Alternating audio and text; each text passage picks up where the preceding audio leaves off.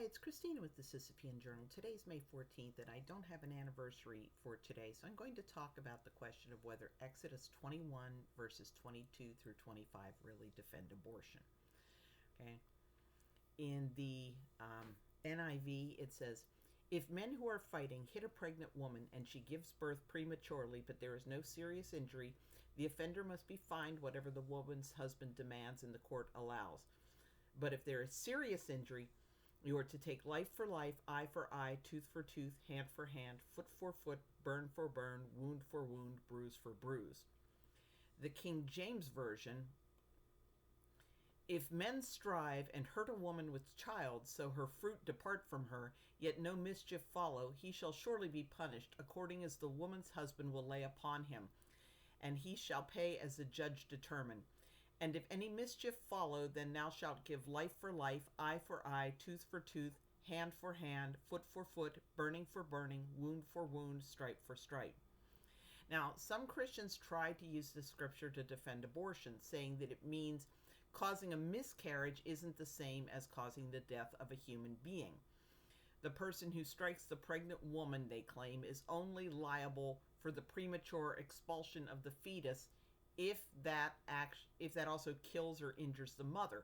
And the death of the fetus, they claim, is a minor offense which only requires restitution as would be appropriate for damaging a man's property. So which group is interpreting it correctly? I turned to About.com's Christian humor guide, Greg Hartman, for help, and here's what he had to say. So the King James renders it, her fruit depart from her. The New King James gives birth prematurely. And what does this mean? We think of premature birth and miscarriage as two different things. Miscarriage being natural abortion and premature birth being a live baby. And there are several nearly irrefutable arguments against this passage referring to the death of the baby. The word translated serious injury, asan in Hebrew, is never used to refer to death in the Bible. Whether the term serious injury refers to injury to the mother or child or both can be determined as a consequence of the survival or death of the baby. We can already see from the passage that the death of the mother is not an issue here. We're looking at the possible death of the baby. This verse is in the section of assault laws, not the section on homicide laws. Therefore, it doesn't refer to death at all, either of the baby or the mother. The statement eye for eye, tooth for tooth, burn for burn, etc. is a formula statement known as lex talionis, law of retribution. It's used in many other places in the law in the same pattern and does not include death. Note, for instance, the lex talionis covers various types of permanent injury, dismemberment, loss of an eye or tooth, burns, etc., but not death.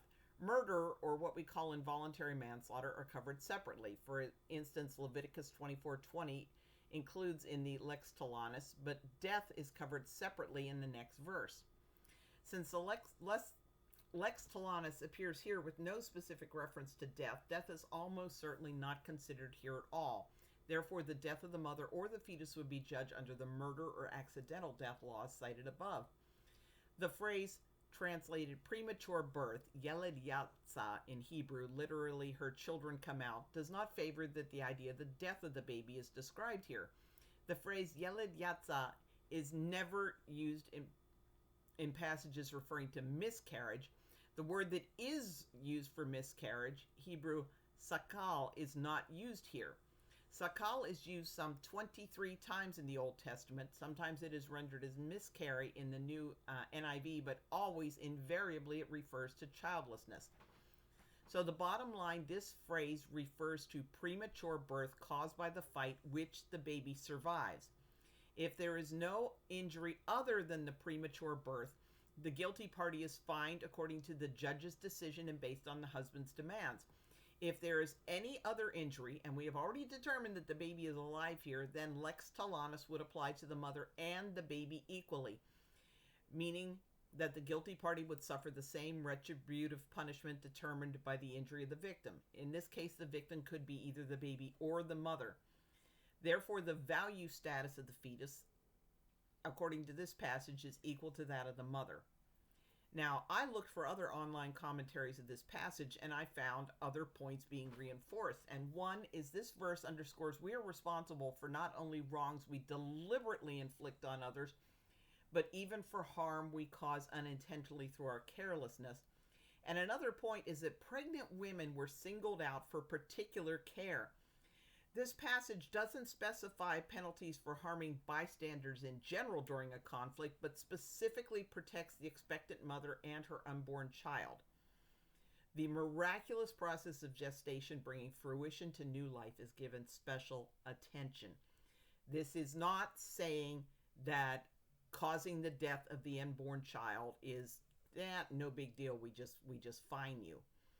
This is what happens if you cause her to go into premature labor, and what happens if the baby or the mother suffers an additional injury as a result.